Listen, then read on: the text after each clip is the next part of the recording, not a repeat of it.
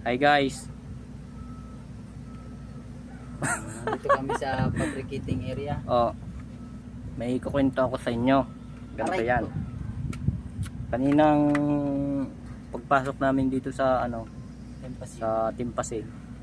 Alay, talagang taktakan na kami ng trabaho. Pagod na pagod nga ako.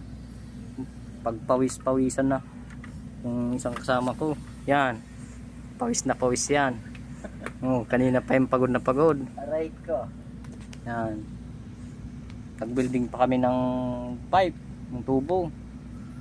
Talagang pagod na pagod kami. Nakita ko yung tubo tsaka yung ano. Oo, yung tubo. Makikita nyo yung tubo. Ayan.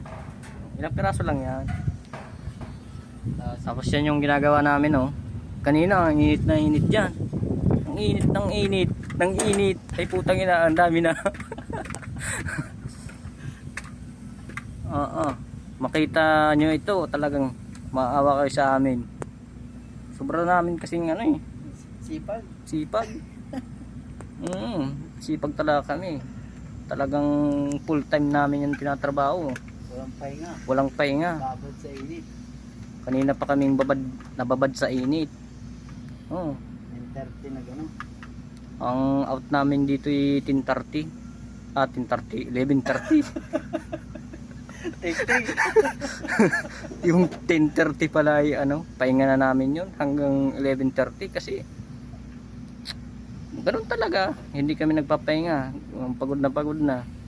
Mahirap na, pinagpapawisan kami, oh. Baka magkasakit. Baka papagalitan kami ng sarili namin. Yan, Aray. ganyan.